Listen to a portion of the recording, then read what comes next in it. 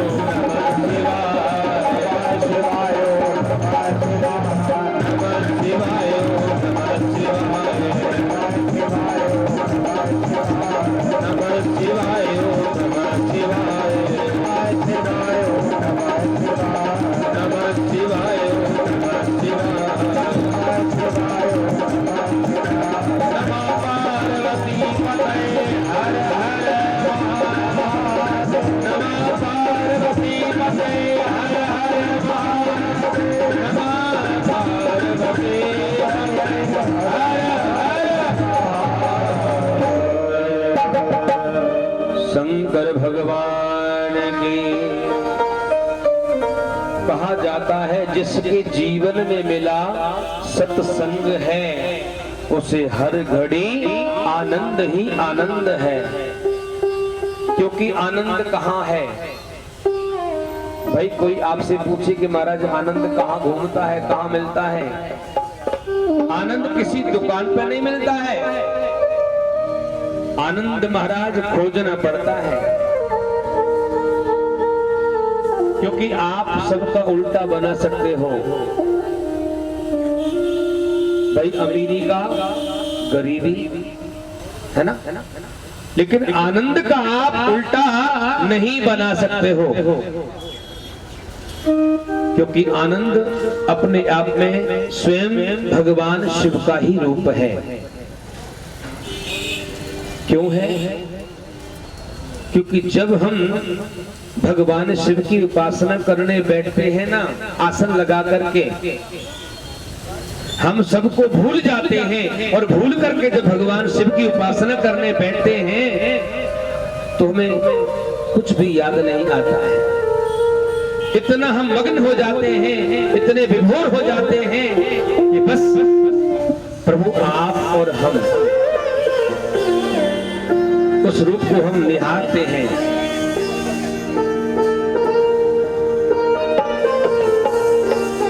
ठीक इसी प्रकार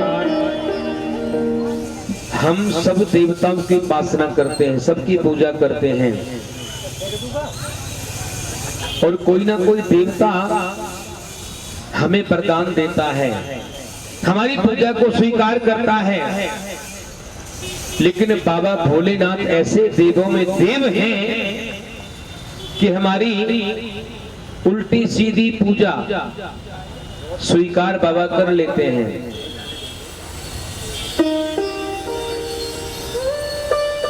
कि लेकिन नियम होना चाहिए।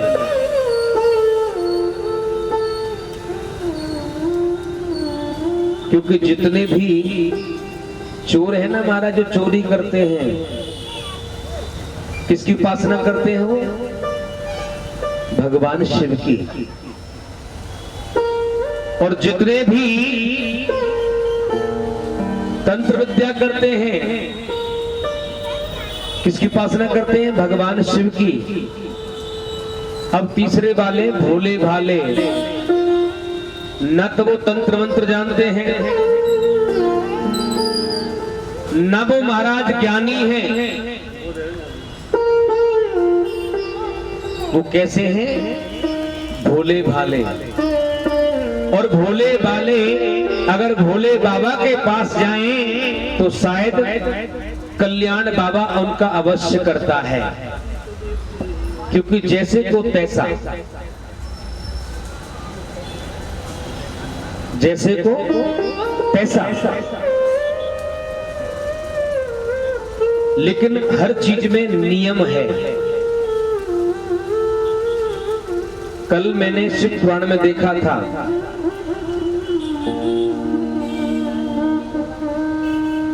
जो ज्यादा बीमार रहता हो, दूसरी बात जीवन में कभी कोई कामयाबी हासिल न कर पाया हो,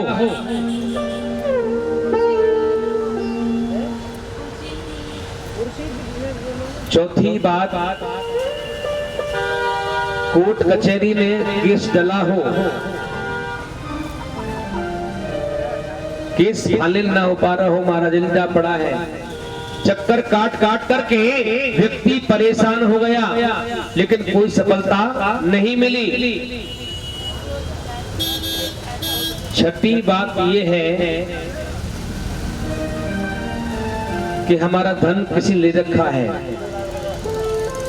किसी ने पैसा हमसे ले लिया था लेकिन महाराज वापस वो नहीं दे रहा है। हमने पूरी कोशिश लगा ली कि हमारा पैसा हमारा वापस आ जाए, लेकिन पैसा वापस वो नहीं दे रहा है। इन सभी का एक ही उपाय है। क्या उपाय है? चाहे महीने में एक बार करो, डेली मत करो। अब कोई कहे महाराज हम डेली मंदिर नहीं जा सकते हैं, फिर कहे महाराज के सोमवार हफ्ते में नहीं जा सकते हैं। अगर आप महीने में अगर एक बार भी करते हो तो आपको एक बार करने से उसका असर दिखाई दे जाएगा, और दूसरी बार में पक्की बात है कि आपके पास संदेश आ जाए कि भाई मैं तब तुम्हारा पैसा वापस दूंगा। अगर शारीरिक कष्ट है तो कष्ट जो आपके साथ चल रहा है, गोली खाते हैं, बगैर गोली के हम चल नहीं पाते हैं। कई बार क्या होता है, गोली काम नहीं करती है, डॉक्टर कहते हैं महाराज अब गोली फेल है, अब तो केवल समय को काटो, समय को निकालो। जहां गोली काम न करती हो, डॉक्टर काम न करता हो, वहां केवल मेरा बाबा भोलेनाथ करता है महाराज। छोटा सा उपाय है, कोई ज्यादा बड़ा उपाय नहीं है। हर एक माता, हर एक भाई बंधु कर सकता है इस उपाय को। एक थाली में 5 बेलपत्र रखने हैं, रोली, चंदन थाली में रख करके 1 लोटा जल भरना है, लेकिन जल घर से लेकर के जाना है।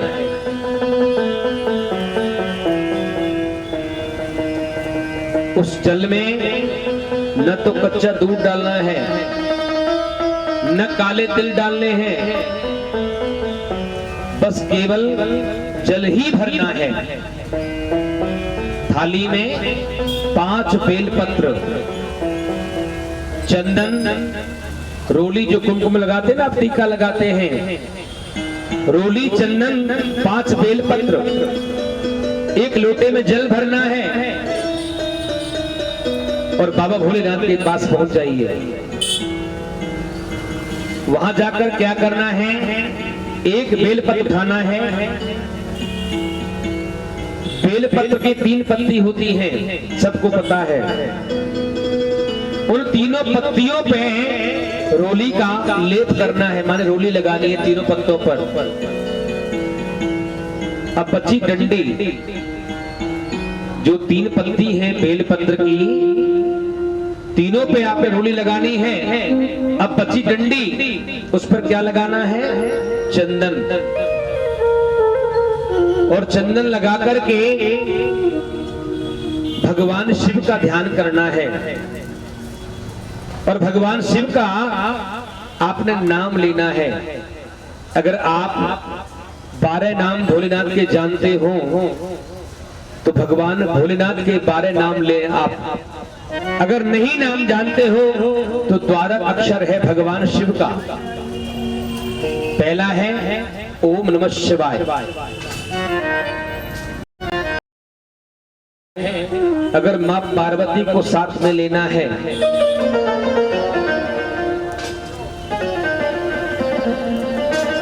ये तो केवल है ओम नमः शिवाय, ये भगवान शिव का ही मंत्र है। लेकिन अगर आप चाहते हो कि मां पार्वती भी साथ में इस मंत्र में आवे, तो आपको क्या बोलना है, श्री ओम शिवाय नमस्तुभ्यम। ओम जरूरी है, और ओम भी न बोले तो श्री जरूर बोले। श्री कौन है, ये साक्षात मां पार्वती है। ये मां पार्वती 9 रूप धारण किए थे,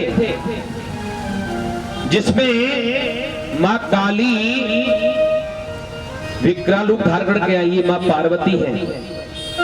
अब आप कहेंगे कि मां काली रूप कब धारण किया,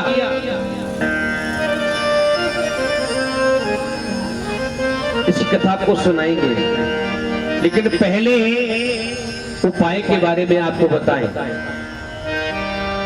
पहला बेलपत्र लिया, उन तीनों पत्तियों पर रोली लगाई, डंडी पैर क्या लगाया, चंदन, उठा करके अगर आप ओम नमः शिवाय बोल सके तो ओम नमः शिवाय बोले। अगर श्री शिवाय नमस्तुभ्यम हर एक बेलपत्र चढ़ाएंगे तो आप इनका नाम, इनका मंत्र आप जरूर बोल करके और भगवान शिव के कहां चढ़ाना है, शिवलिंग पर नहीं, भगवान शिव के नीचे भगवान गणेश जी का स्थान है। कहां पर? जहां जल चढ़ाते ना वहां भगवान श्री गणेश जी का और कार्तिक का स्थान है। मूर्ति नहीं, आपने देखा मूर्ति तो है ही, क्योंकि शिव परिवार होता है ना। शिव परिवार की जो गणेश और कार्तिक वहां नहीं, जो मां पार्वती का स्थान होता है ना, गिलहरी बोलते नीचे, वहां पर उल्टे हाथ पर तो भगवान श्री गणेश जी विराजमान हैं और सीधे हाथ पर भगवान कार्तिक स्थापित हैं।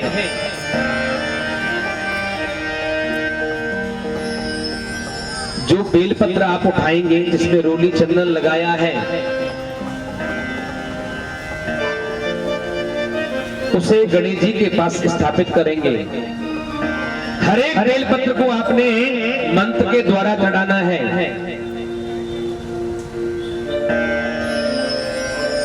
और जो भी मंत्र आप बोले, नेत्र बंद करके भगवान शिव का ध्यान करके आप चढ़ाते हो तो आपका 1 महीने के अंदर महाराज काम सिद्ध हो जाएगा। ये पक्की बात है।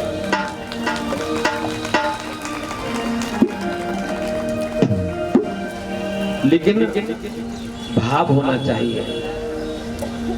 अगर हम भाव से भगवान की ध्यान पूजा अर्चना बंधन करते हैं तो जरूर हमारा काम बाबा भोलेनाथ सिद्ध करते हैं।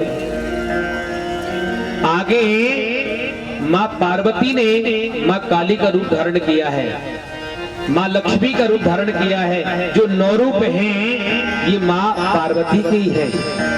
जो नवरात्रे आप बनाते हो ना, नवरात्रे, ये मां काली, वैष्णव, लक्ष्मी, ये सब मां के ही रूप हैं।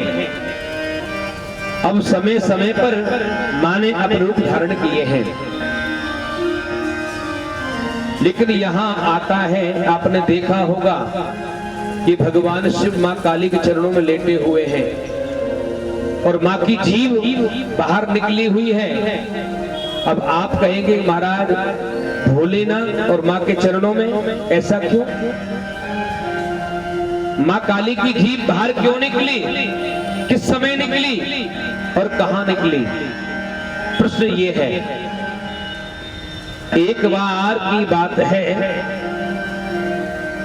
कि बाबा भोलेनाथ मां पार्वती को तीनों दिशाओं में घुमा लाए महाराज। कौन कौन सी दिशा के हैं? 4, उत्तर, पूरब और दक्षिण। लेकिन पश्चिम की ओर मां पार्वती को बाबा घुमाने नहीं ले गए महाराज। 3 दिशाओं में मां पार्वती को भ्रमण करा के लाए, घुमा के लाए, लेकिन पश्चिम दिशा में मां पार्वती को बाबा लेके नहीं गए। अब एक दिन मां ने सोचा कि स्वामी जो 3 दिशाएं, उन तीनों में मुझे घुमा के लाए, भक्तों के दर्शन कराए, देवताओं के दर्शन कराए, लेकिन पश्चिम दिशा में मुझे लेकर नहीं गए। ऐसा कौन है दिशा में? क्यों नहीं लेके गए अभी तक? क्योंकि माताएं बड़ी भोली हो महाराज, बहुत जल्दी दिमाग पर बिठा लेती है। पार्वती सोचा कि मेरे पति, मेरे स्वामी वैसे तो कभी झूठ नहीं बोला, लेकिन ऐसा क्यों हो रहा है मेरे साथ में जो मुझे पश्चिम दिशा में अब तक लेके नहीं गए? ऐसा क्या कारण है? अब एक दिन मां पार्वती ने बाबा से प्रार्थना की, निवेदन किया कि स्वामी आप मुझे तीनों दिशा में घुमा के लाए, भ्रमण करा के लाए, देवताओं के दर्शन करा के लाए, भक्तों के दर्शन करा के लाए, लेकिन पश्चिम दिशा मुझे लेकर के आप अभी तक नहीं गए। ऐसा क्यों? क्या कारण है? बाबा मुस्कुराए, देवी उसके बारे में तुम न पूछो तो ठीक है, लेकिन माँ तो माँ ये मारा नहीं। स्वामी तुम्हें बताना पड़ेगा क्या चक्कर है, कहीं ऐसा तो नहीं और कोई। हाँ, हो जाता है ना कभी कभी कुछ गड़बड़ हो। बाबू मुस्कुराए, नहीं देवी ऐसी कोई बात नहीं है। बस नहीं है तो बताओ कहानी क्या है। बाबा ने कहा देवी अगर पूछना चाहती लो बताता हूं। मन बताओ नहीं, मुझे साथ लेकर के दिखा के लाओ कि वहां है क्या। अरे तुम्हारा क्या भरोसा, मुझे बहका दो, झूठ बोल दो। मुझे वहां जाना है, देख के आना है कि वहां कौन रहता है। मुझे बताओ मत, सुनना नहीं है मुझे। बाबा ने कहा देवी अगर तुम्हारी ज्यादा इच्छा है और तुम मेरा कहा नहीं मान रही हो, तुम मेरी बात सुनने को राजी नहीं हो, तो ठीक ऐसा करो, चलो तुम्हें दिखा के लाता हूं कि पश्चिम दिशा में है क्या। आज मां पार्वती को बाबा अपने साथ में पश्चिम दिशा में लेकर के चल दिए महाराज। अब जैसे पश्चिम प्रवेश किया मां पार्वती और बाबा ने, इतनी सुंदर हरियाली है, सुंदर सुंदर वृक्ष हैं वहां पर। अब जैसे ही उन वृक्षों को देखा, पेड़ों को देखा, देख करके मां पार्वती मुस्कुराई। स्वामी तुम कहां लेकर घूम रहे थे मुझे? देखो कितनी सुंदर जगह है, कितने सुंदर वृक्ष हैं यहाँ पर, पेड़ पौधे हैं, हरियाली है, और तुम यहाँ आने के लिए मना कर रहे थे, ऐसा क्यों?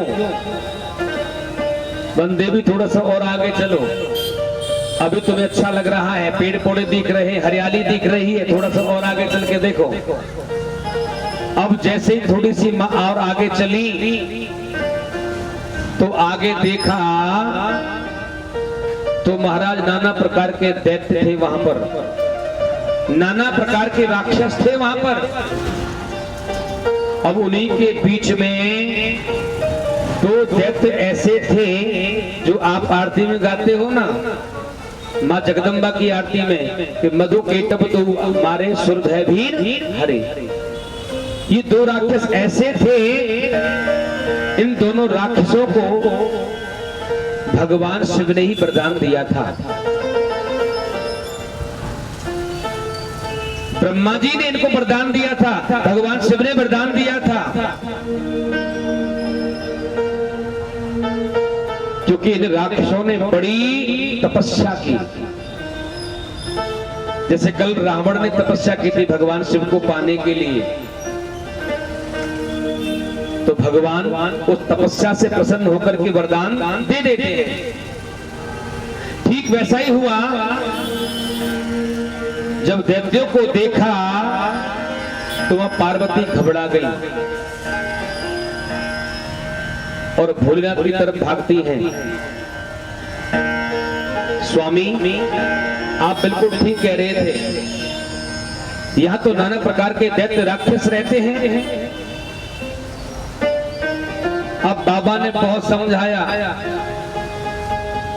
लेकिन महाराज कहा जाता है दो तीन हट ऐसी होती है जिनके सामने अच्छा अच्छा माथा टेक जाता है। आज भोले बाबा भी हार गए। आज भोले बाबा माँ को छोड़ करके चले जाते लीला। अब देखो क्या होता है यहाँ, क्योंकि बाबा भी श्रृंगार उनका कर सकते थे राक्षसों का, लेकिन जो वरदान देता है, जो फल देता है, वो फल कभी काटता नहीं न खाता है। ठीक इसी प्रकार यहाँ माँ पार्वती ने जब दैत्यों को देखा और दैत्यों के विचारों को देखा, क्योंकि दैत्य कौन है? वो दैत्य वहां तो है ही है, लेकिन वो राक्षस दैत्य यहाँ भी है, इस पृथ्वी लोक में भी है, इस मृत्युलोक में भी है।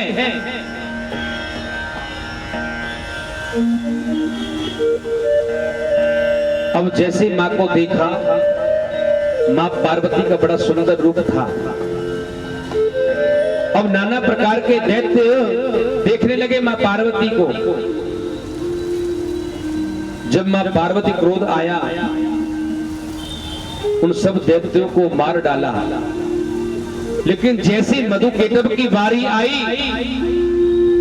तो मधु केतव को जो वरदान दिया था कि तुम्हें कोई सारभस नहीं मार सकता है, कोई राक्षस नहीं मार सकता, न कोई देवता मार सकता है। जैसे कि भागवत में आपने सुना होगा, हिरण्याकश्यप को भगवान नारायण ने वरदान दिया था। क्या वरदान दिया था कि साल के जो 12 महीने होते हैं उनमें तेरा वध ना कोई कर सके, ना कोई देवता, ना कोई देवता, ना कोई मुनि, ना कोई ऋषि, हस्त्र शस्त्र, दिन रात ऊपर नीचे, ये सब वरदान ले लिए थे महाराज। लेकिन स्वयं भगवान आज नरसिंह का रूप धारण करके आए तो हिरण्याकश्यप को कहां मारा, ऊपर नीचे कहां जंगा पे रखा, हस्त शस्त्र नहीं अपने नाकों से उखाड़ दिया। ठीक आज इसी प्रकार से आज मां जगदम्बा ने मां काली का रूप धारण किया है।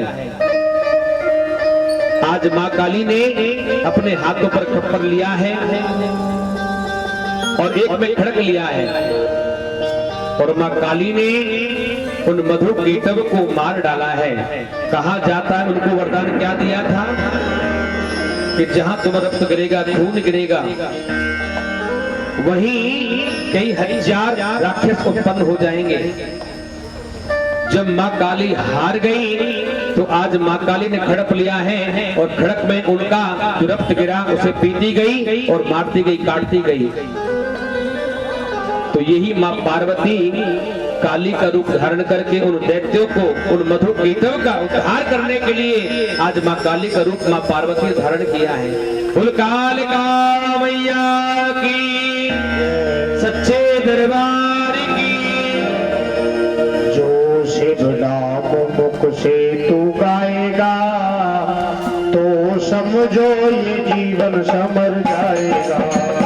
जो शिव नाम मुख से तू गाएगा तेरा जीवन समझ जाएगा।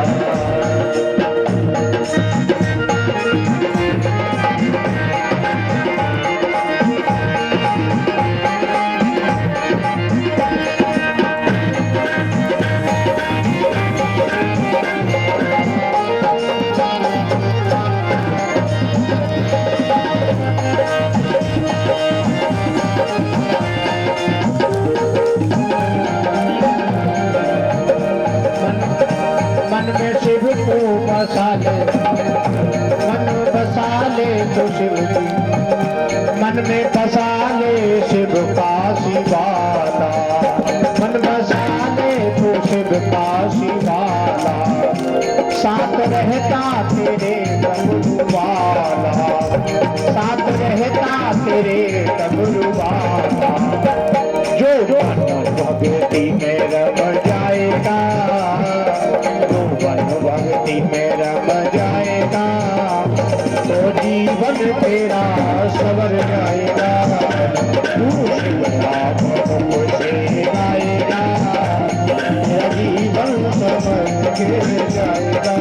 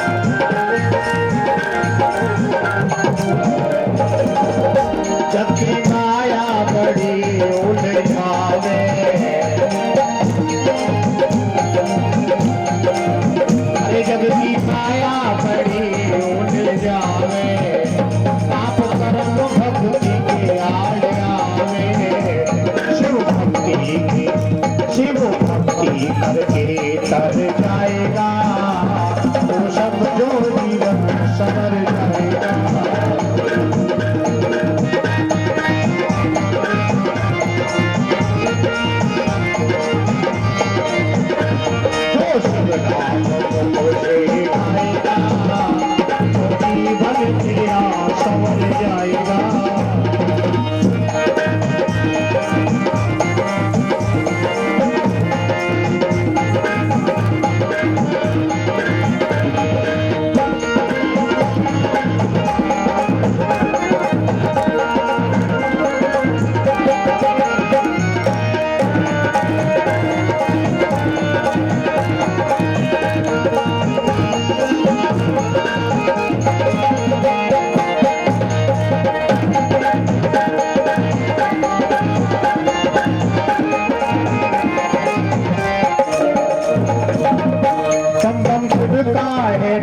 बड़ा प्यारा बम शिव का नाम बड़ा प्यारा, नाम लेना को पार उतारा, नाम लेना को पार उतारा।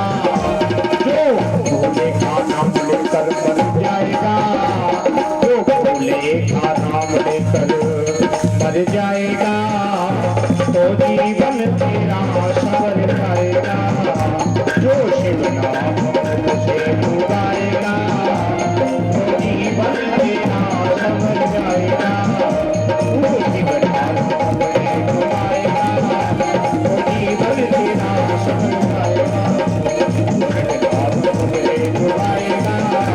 जीवन तेरा संवर जाएगा, जीवन तेरा संवर जाएगा। शंकर भगवान की जय। कहा जाता है जो व्यक्ति जीवन भर पाप करे, जीवन भर कभी कोई सत्संग न किया हो, कभी किसी कथा में जाकर न बैठा हो और कभी कोई दान न किया हो,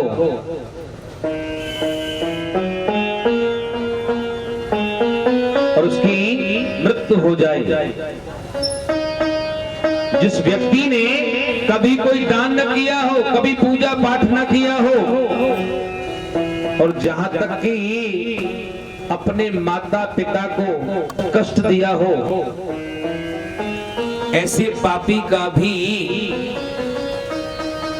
ये भगवान शिव पुराण अगर भटक रहा है और उस प्रेत आत्मा को अगर ये कथा श्रवण कराई जाए तो कहा जाता है वो भगवान के परम धाम चला जाता है मृत्यु के बाद भी।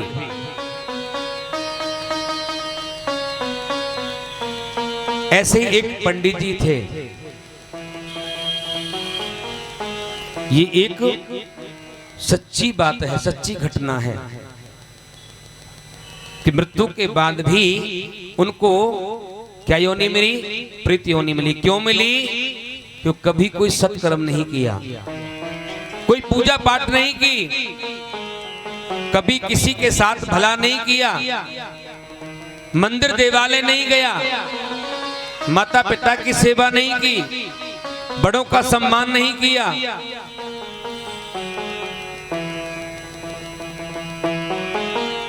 और जब मृत्यु आई तो आज प्रेत बनकर भटक रहा है। प्रेत जब बनकर भटक रहा तो मुक्ति कैसे हो? क्योंकि जो भूत प्रेत बनकर भटकते हैं ना, ये क्यों बनते हैं? ये पापी लोग होते हैं। भूत कौन बनता है? प्रेत कौन बनता है? जो जीवन में कभी कोई पूजा पाठ ना की हो, न कभी मंदिर देवालय गया हो, ये वही पापी मृत्यु के बाद इनकी आत्मा प्रेत बनकर भटकती है। वो चाहते हैं कि हमने जीते जी तो कभी भगवान का नाम न सुना और ना कहा, लेकिन अब हमें इस प्रेत योनि से कोई मुक्ति दिलाने के लिए और भगवान का नाम अगर हमें कोई सुना दे तो शायद हम इस योनि में जो भटक रहे हैं, शायद भगवान का हमें परम धाम मिल जाए। ठीक ऐसे ही था। एक पंडित जी थे, बड़े विद्वान थे, जिनका नाम था आत्मदेव। बड़े कर्मकांडी थे, विद्वान थे।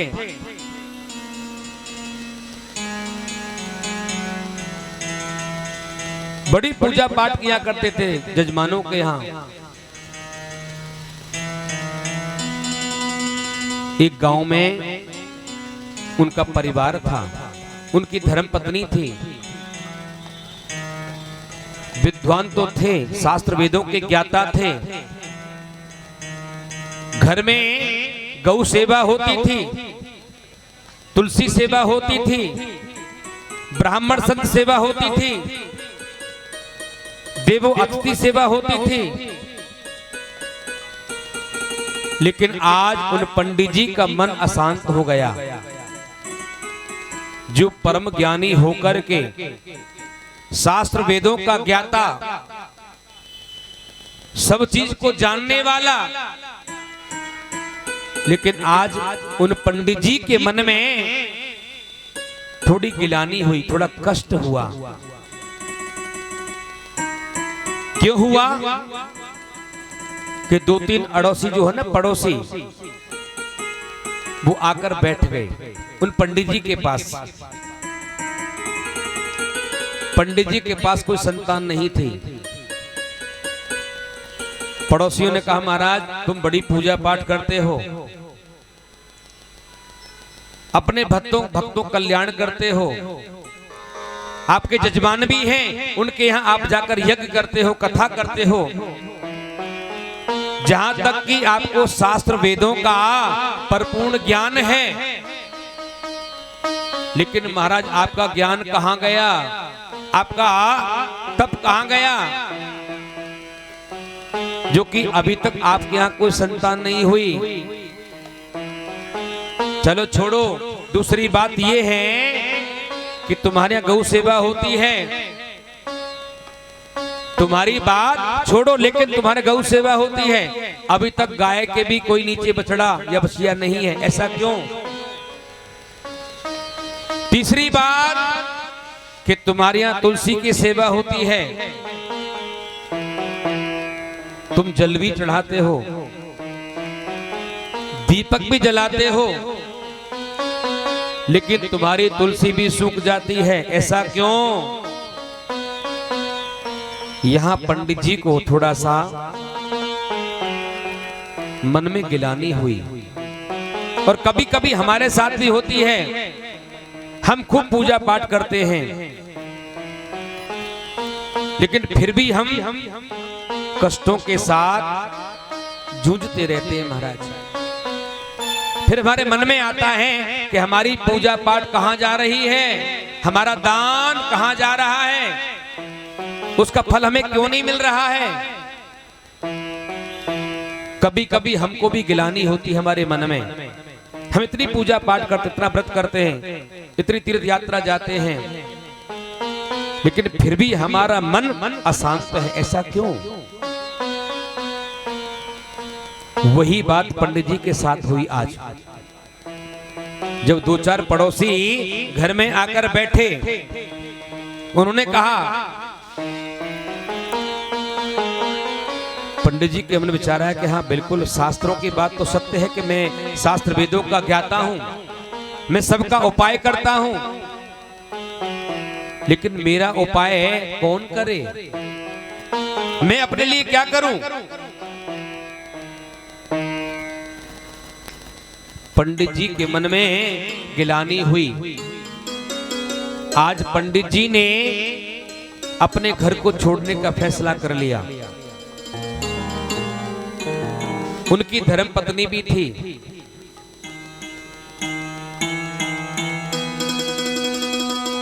कहा जाता है कर्मों का लेखा कभी कभी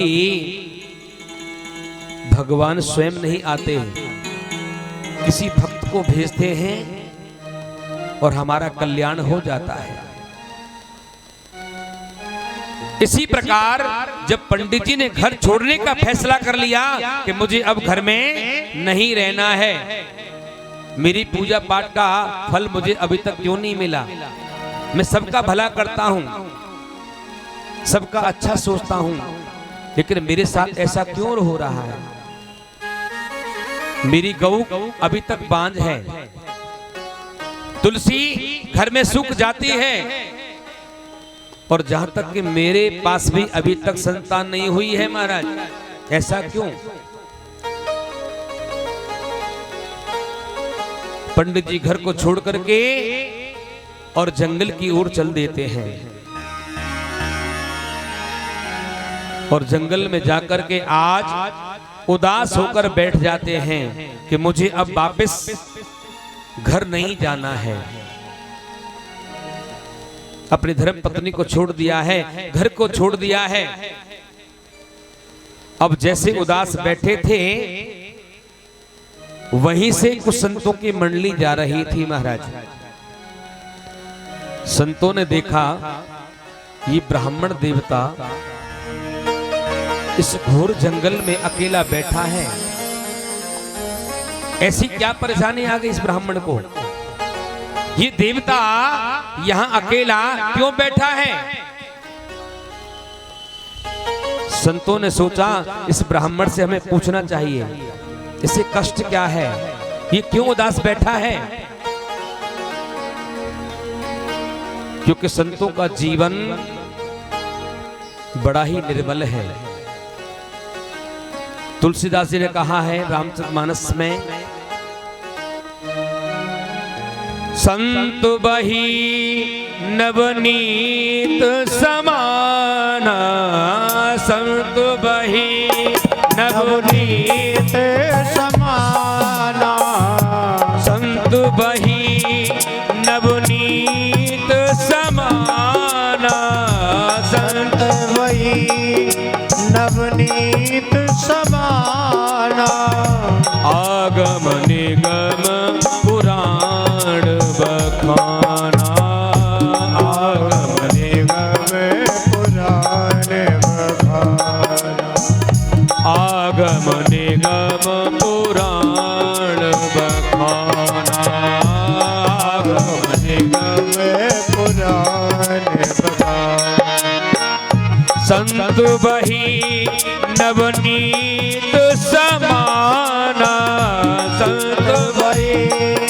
नवनीत समाना, आगम निगम पुराण बखाना, आगम निगम पुराण बखाना, आगम निगम पुराण बखाना, आगम निगम पुराण बखाना, सिया राम में सब जग जानी, सिया राम में सब जग जानी, सिया राम में सब जग जानी, सिया राम में सब जग जानी, करहु प्रणाम जोर जुग पानी, करहु प्रणाम जोरे योग पाए, ओ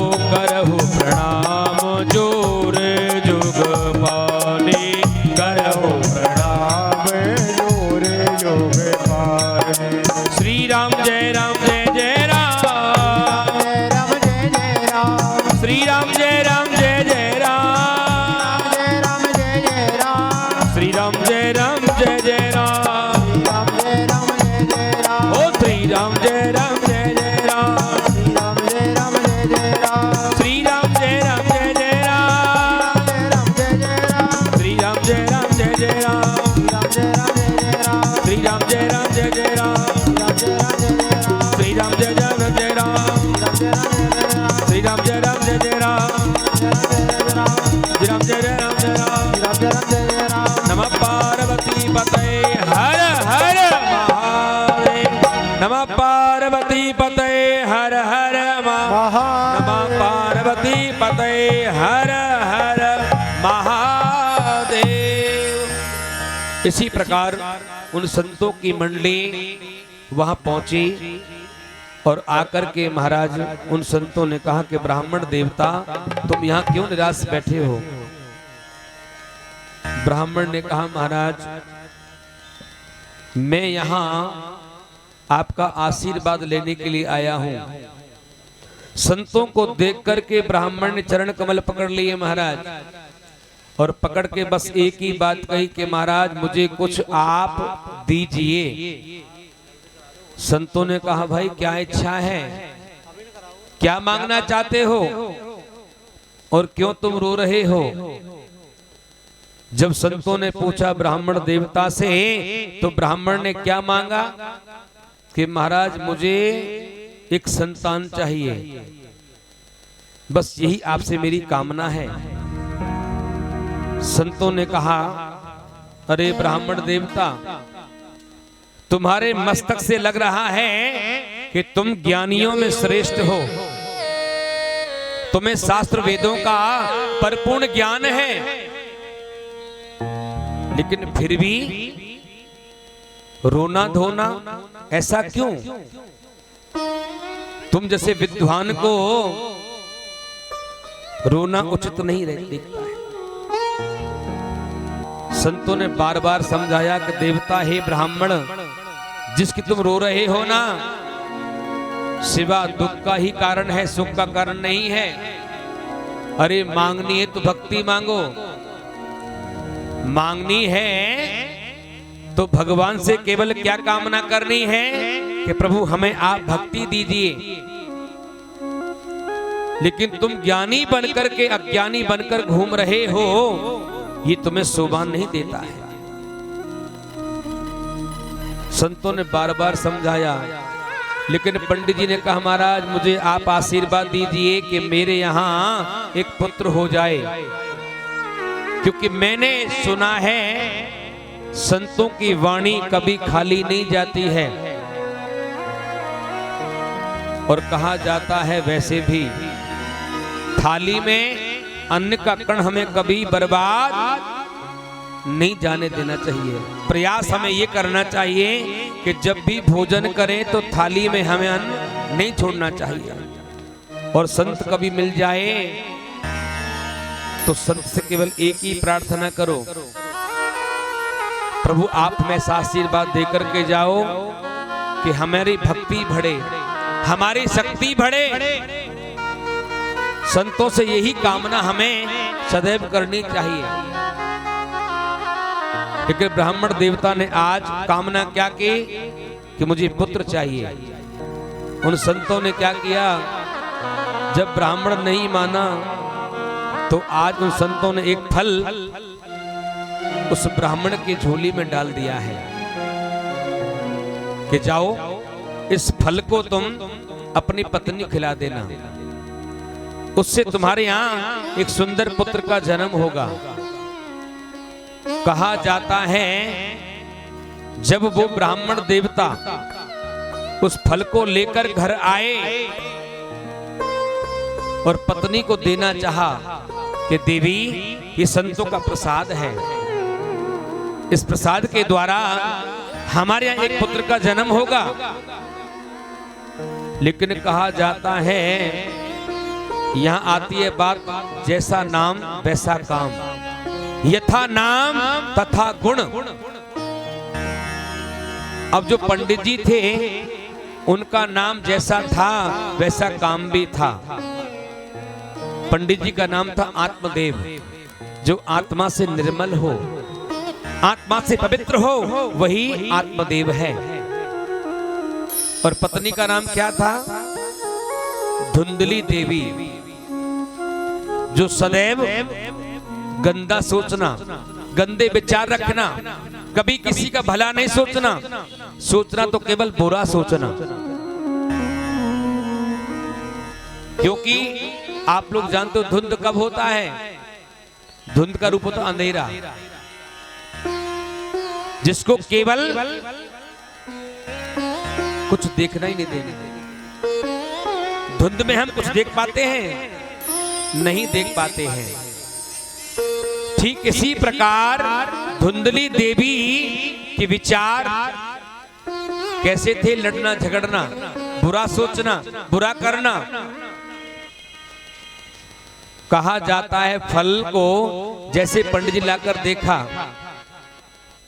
और देना चाहा, आज धुंधली ने उस फल को लेने के लिए मना कर दिया है, लेकिन आत्मदेव ने समझाया और लेकर के आज धुंधली देवी अंदर घर में चली जाती है और पंडित जी कर्म कांड करने चले जाते हैं, पूजा पाठ करने चले जाते हैं। कुछ समय के बाद धुंधली की एक पड़ोसिन थी, एक मुंह बोली बहन थी। अब धुंधली ने उस फल को ले तो लिया, लेकिन खाने में डर रही थी। क्यों? क्योंकि आत्मदेव ने कहा कि इस फल को अगर तुम खाओगी तो गर्भवती हो जाओगी और सुंदर हमारे यहाँ एक पुत्र का जन्म होगा। और ये बात धुंधली को हजम नहीं हुई। उसने सोचा मन में कि मेरे पति बहुत सीधे साधे हैं, न जाने किसने मेरे पति को ठग लिया है, इनकी बुद्धि को किसने घुमा दिया है। अगर मैं ये फल खा लूंगी न जाने मेरे साथ क्या होगा। नाना प्रकार की सोच धुंधली मन में विचार करने लगी, सोचने लगी। अब यही बात जब सोच रही थी, पड़ोसिन का आना हुआ और पड़ोसिन ने कहा कि बहन तुम कैसे उदास बैठी हो। उसने पूरी कथा सुनाई, मेरे पति कहां से प्रसाद फल लेकर के आए हैं और मुझसे कहा कि फल तुम खा लो देवी और तुम गर्भवती हो जाओगी, एक पुत्र का जन्म होगा, लेकिन मैं बहन ये फल नहीं खाना चाहती हूं। पड़ोसन ने कहा बहन तुम्हारे पास धन बहुत है, तुम्हारे पास धन की कोई कमी नहीं है, लेकिन बहन मेरे यहां धन की बहुत कमी है। अगर तुम बुरा ना मानो तुम एक बात कहूं। धुंधली से कहा उसकी पड़ोसिन ने कि बहन अगर तुम्हें बुरा ना लगे तो एक बात कहूं। धुंधली ने कहा बोलो बहन क्या कहना चाहती हो। कि बहन तुम्हारे पास धन की कोई कमी नहीं है, मुझे कुछ धन तुम्हें दे दो और मैं तुम्हें अपना पुत्र दे दूंगी, क्योंकि मैं गर्भवती हूं। जो मेरे द्वारा संतान जन्म लेगी उसको मैं तुम्हें प्रदान कर दूंगी और आप मुझे कुछ धन दे देना, तुम्हारा भी काम बन जाएगा और मेरा भी काम बन जाएगा। कुछ समय के बाद समय व्यतीत हुआ, लेकिन धुंधली ने कहा कि फल में कहां फेंकूं। पड़ोसन ने कहा कि इसको तुम फेंको मत, क्योंकि संतों का प्रसाद ही है, ये संतों का दिया हुआ प्रसाद है, इसलिए इसको फेंकना नहीं चाहिए। देवी तुम ऐसा करो बहन, इसको गौ माता को खिला दो। जो संतों की प्रसादी थी वो तो गौ माता को खिला दी है। और आज कुछ समय के बाद संतों का आशीर्वाद यहां से होना प्रारंभ हो जाता है। जो गौ माता बहुत समय से बांझ थी, ना तो कोई बछड़ा है ना कोई बछिया है, आज संतों का जो प्रसाद फल खाया है तो आज गौ माता के द्वारा एक बछड़े का जन्म हुआ है। जो धुंधली थी, जो पड़ोसन कह के गई थी कि मुझे तुम धन दे देना मैं तुम्हें अपना पुत्र दे दूंगी, आज वो पुत्र अपना देकर के चली जाती रात्रि को, और प्रातःकाल हल्ला मचा दिया धुंधली ने कि मेरे द्वारा एक पुत्र का जन्म हुआ है।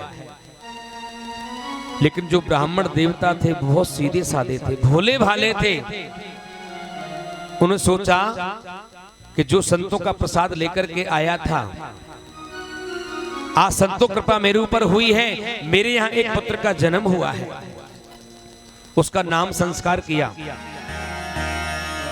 लेकिन यहाँ धुंधली ने कहा कि इसका नाम मैं रखूंगी, आप नहीं रखोगे।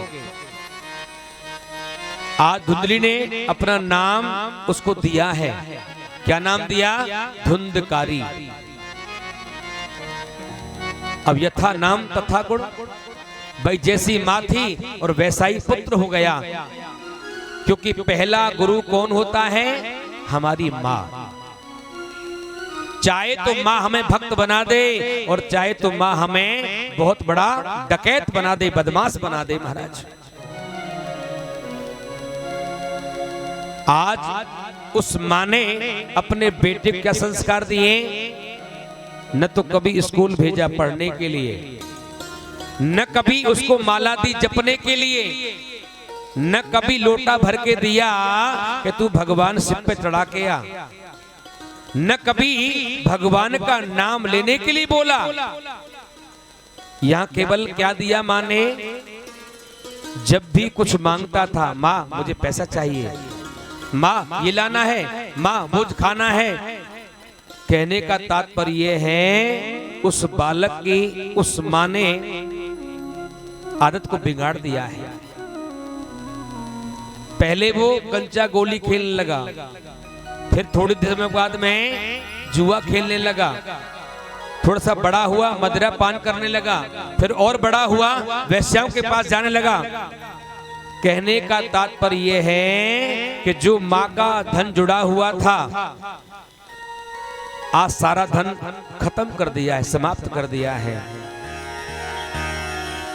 कभी माँ ने ये नहीं पूछा, बेटा जो तू मुझसे पैसा लेकर के जाता है ये कहां लेकर के जाता है? इस लाड़ ने उस बच्चे का विष खराब कर दिया। सभी व्यतीत होने लगा। कुछ समय के बाद कहा जाता है जो माँ के पास धन था वो सब खत्म हो गया, और वही धुंधकारी आज अपनी माँ को मारने तैयार हो जाता है कि माँ मुझे पैसा चाहिए, कहीं से भी लाओ, कैसे भी करो। अब जो माँ के पास धन था वो सब खत्म कर दिया, समाप्त कर दिया, अब वो कहां से लाके दे।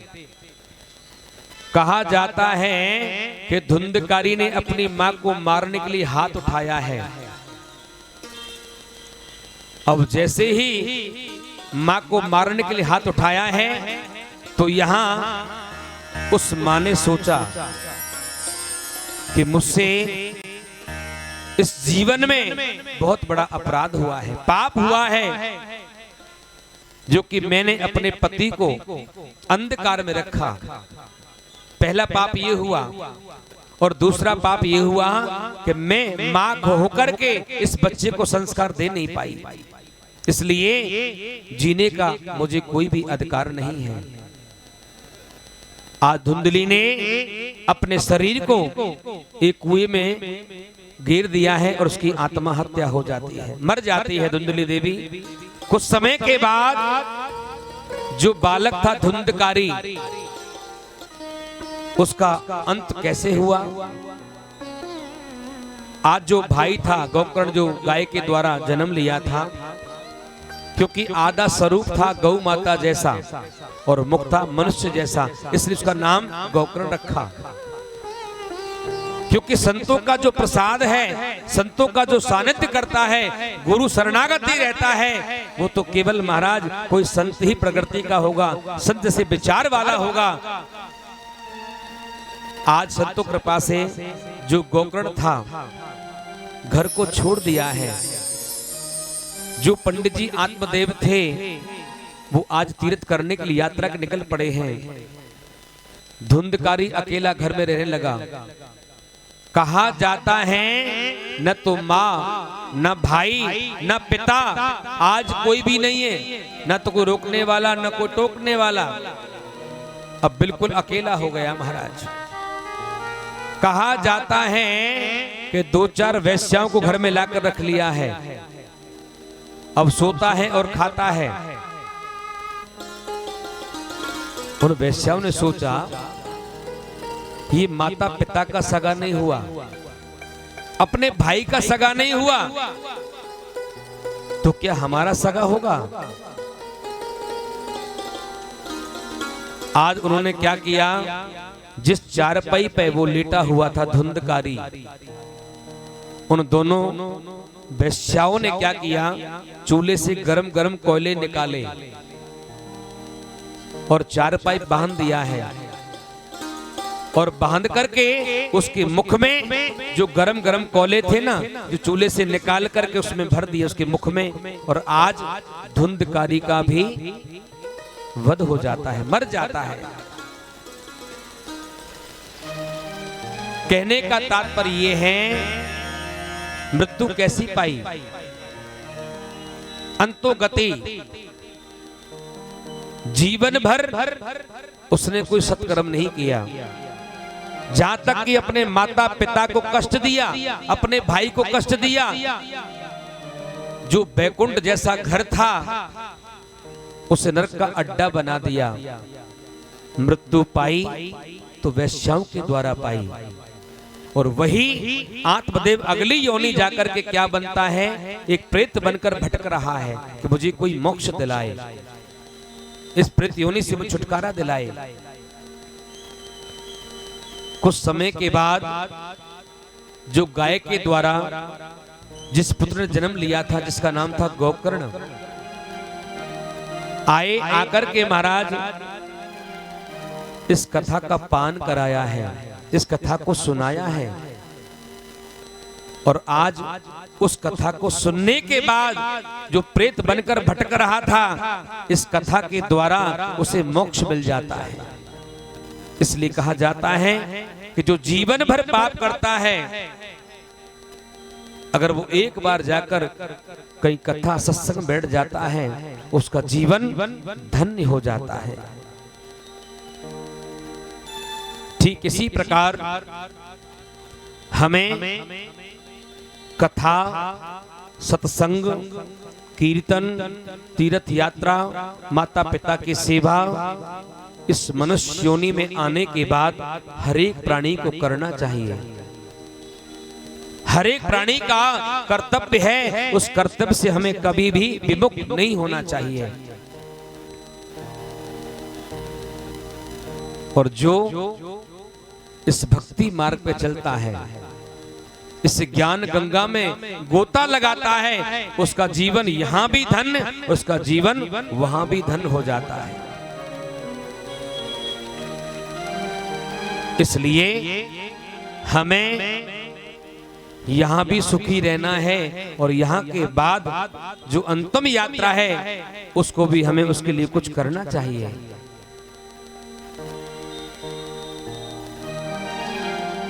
और जो इस चीज को याद रखता है, उसके जीवन में कोई विपदा, कोई कष्ट नहीं आता है।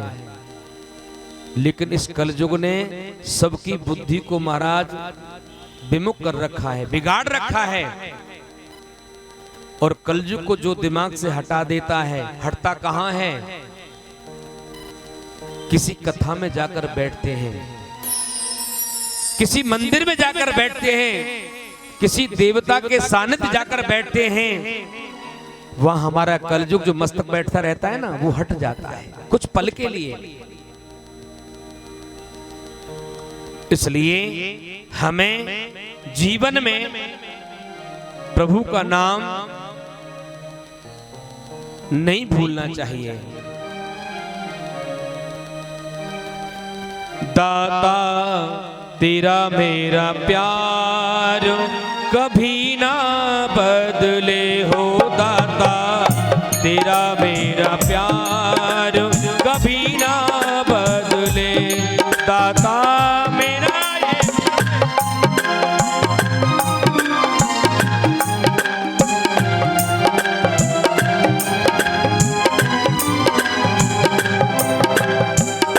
सत्संग तेरा छोड़ू कभी ना, मुख में तुमसे मोड़ू कभी ना। सत्संग तेरा छोड़ू कभी ना, मुख में मोड़ू कभी ना। मेरा तेरा प्यार कभी ना बदले हो, दाता तेरा मेरा प्यार कभी ना बदले।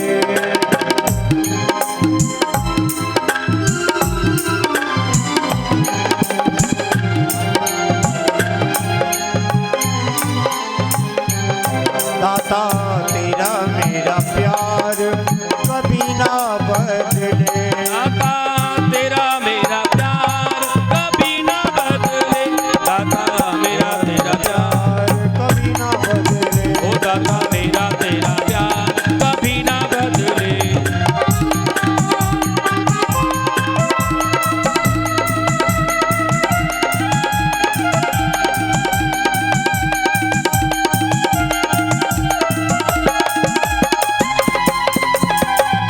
ओ दाता तेरा मेरा प्यार कभी ना बदले, हो दाता तेरा मेरा प्यार कभी ना बदले। नमः पार्वती पते हर हर महादेव, नमः पार्वती पते हर हर महादेव, नमः पार्वती पते हर हर महा।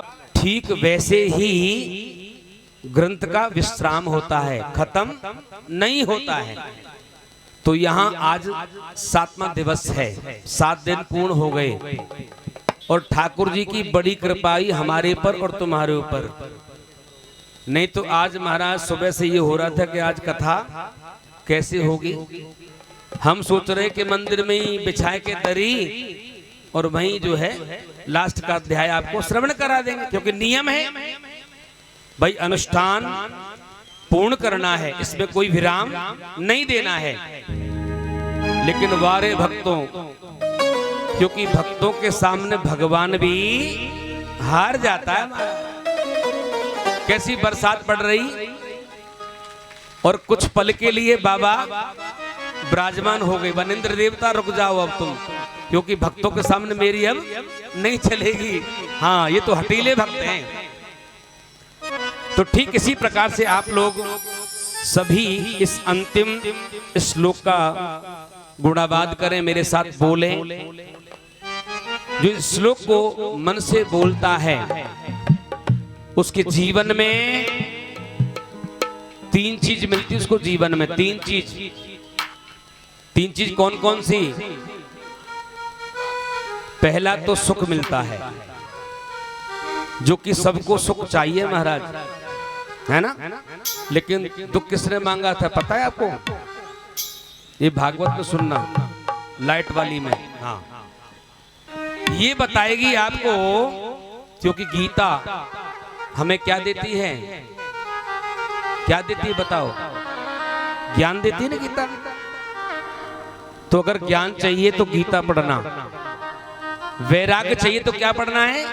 शिव पुराण। ज्ञान चाहिए गीता, और वैराग्य चाहिए तो क्या पढ़ना है? शिव पुराण। क्योंकि भोलेनाथ तो भैया बैरागी हैं, उनको न खाने की चिंता, न रहने की चिंता, न बोलने की चिंता है। इसलिए वो बैरागी बाबा हैं, सन्यासी बाबा हैं, त्यागी बाबा हैं। उनका जैसा नाम है वैसा काम भी है। इसलिए अगर वैराग्य चाहिए तो क्या पढ़ना है? शिव पुराण। और ज्ञान चाहिए तो गीता पढ़ना है। अब आती है भागवत पुराण, जो सभी ग्रंथों का सार, सभी ग्रंथों का रस किसमें छुपा है? श्रीमद् भागवत महापुराण। भाई किसी को महापुराण नहीं कहा गया है, केवल भागवत को ही महापुराण क्यों कहा गया है? शब्द ये है क्योंकि जो हमारे 18,000 पुराण है ना, और 4 वेद हैं और 6 शास्त्र हैं, इनके ऊपर और कोई नहीं है। क्या पुराण है? 18,000, 6 शास्त्र और 4 वेद। इन सभी का रस बना करके कहां पे आ गया? श्रीमद् भागवत महापुराण में। अगर मोक्ष चाहिए तो भैया श्रीमद् भागवत महापुराण पहुंचो, उसको सुनो, श्रवण करो, उससे आपको इन तीनों का रस प्राप्त हो जाएगा। मोक्ष भी, भक्ति भी और वैराग्य भी। ये तीनों चीज कहां मिलेंगी? श्रीमद् भागवत महापुराण में। इसलिए उनको महापुराण कहा गया है। ठीक इसी प्रकार शिव पुराण का जो अंतिम श्लोक है, जो इसे मन से भजता है, मन से जपता है, अपने अंतःकरण में इसको उतारता है, उसके जीवन यहाँ भी धन्य और वहां भी धन्य। क्योंकि यमराज पूछता है बेटा तूने क्या किया जीवन में, कितना पुण्य किया, कितना दान किया और कितनी कथा में जाकर तू बैठा, और बैठा तो तूने क्या सुना ये बता। भाई श्रोता आपने पहले सुना था ना, श्रोता कै प्रकार के होते हैं? श्रोता 3 प्रकार के। एक होते श्रोता जो सुनते हैं, सुनकर कानों के द्वारा हृदय में उतारते हैं, उसका मंथन करते हैं। दूसरे वाले होते श्रोता जो काटा छांटी वाले होते हैं, कमी निकालने वाले होते हैं। और तीसरे वालों को तो भैया मैं भी प्रणाम करता हूं, वो कौन से हैं? सोता।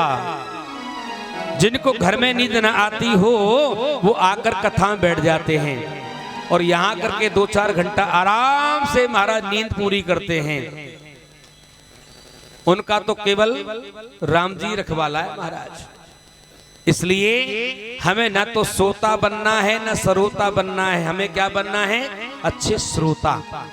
हम कहीं भी किसी कथा में जाएं, सत्संग में जाएं, कीर्तन में जाएं तो कुछ लेकर के आवें, अपने हृदय में उतारें और उसके बाद में उसका मंथन करें। जैसे आप लोग भाई यहाँ तो खूब दूध चला में हैं, पहले हाथ से मंथन किया करते थे, अब तो वो लाइट वाला जैसे ये आ गई गीता जी, हाँ ऐसे महाराज वो भी आ गया, बटन दबाओ और फिर अपने आप जो है निकाल ले। नहीं पहले तो महाराज पसीना दिया करती थी माताएं, हैं ऐसे ही कि ना है?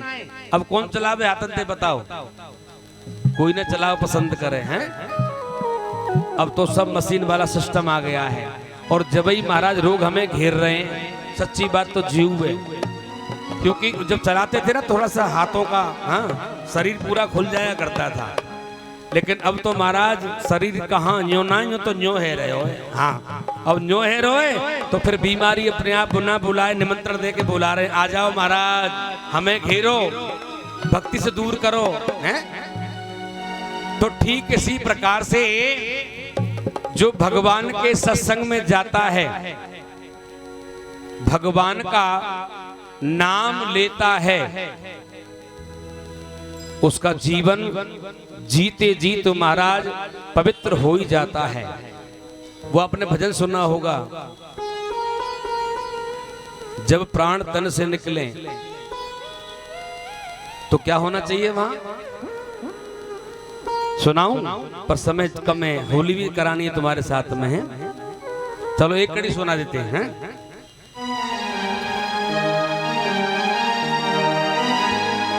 इतना तो करना स्वामी, इतना तो करना स्वामी, जब प्राण तन से निकले, इतना तो करना स्वामी, जब प्राण तन से निकले, गोविंद नाम लेकर जब प्राण तन से निकले, गोविंद नाम लेकर जब प्राण तन से निकले, इतना तो करना स्वामी।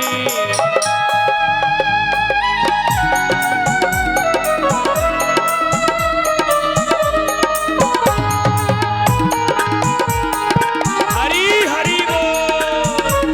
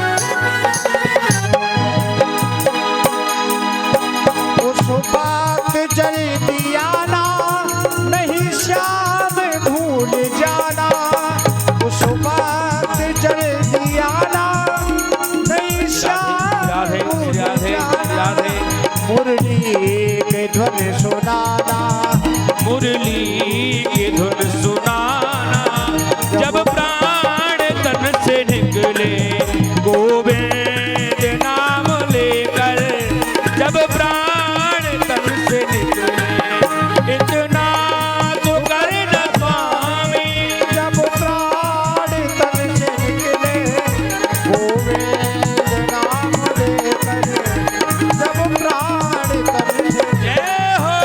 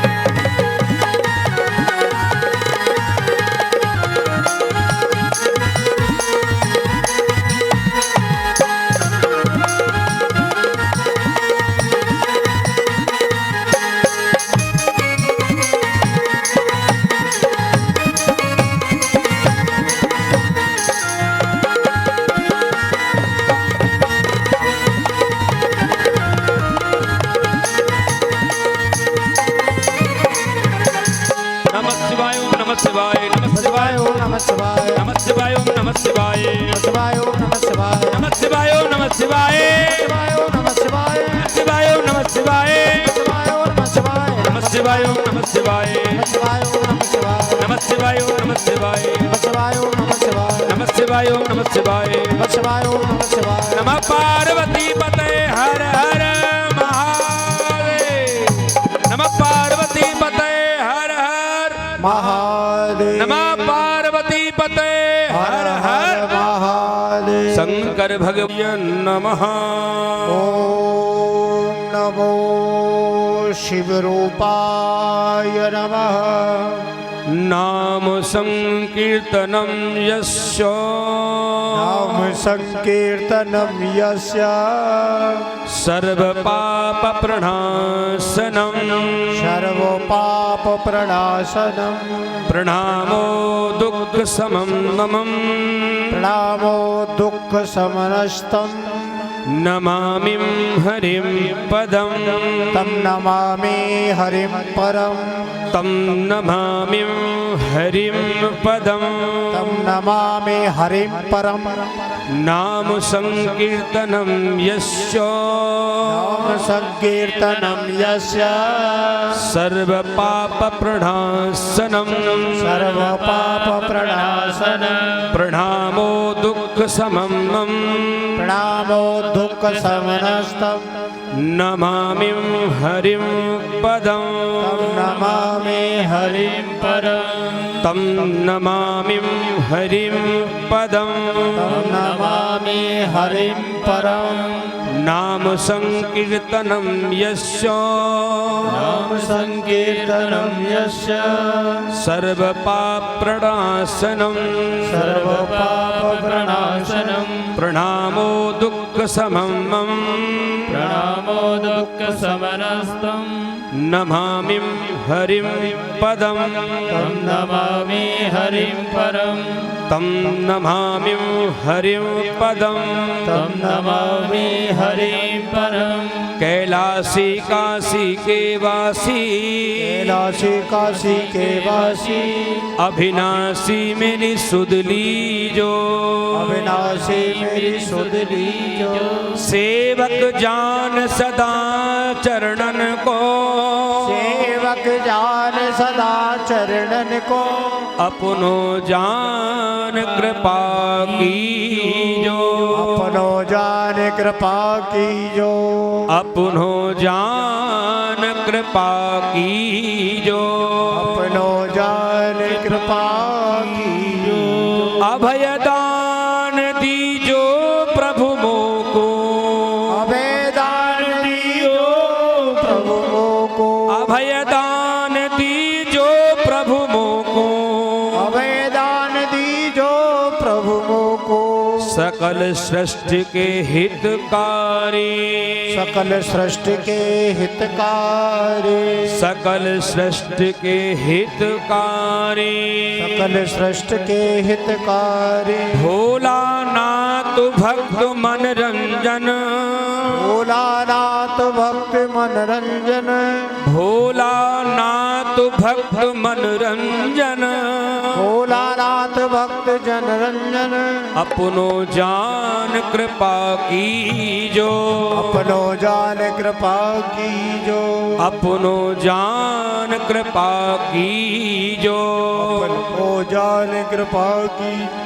सर्वे भवन्तु सुखिना, सर्वे भवन्तु सुखिनः, सर्वे सन्तु निरामया, सर्वे सन्तु निरामया, सर्वे भद्राणि पश्यन्तु, सर्वे भद्राणि पश्यन्तु, दुःख भाव भवेत्, आकर्षित दुःख भाव भवेत्, दुःख भाव भवेत्, आकर्षित दुःख भाव भवेत्, आभानं न जानामि, आवाहं न जानामि, न जानामि हरिं पदम्।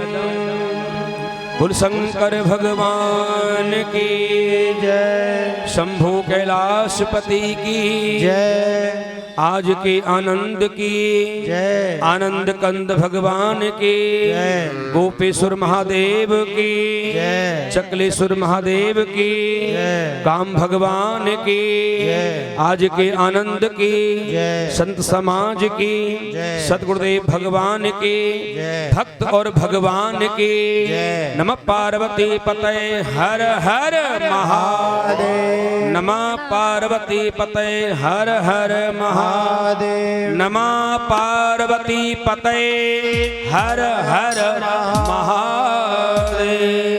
बोल शंकर भगवान की जय।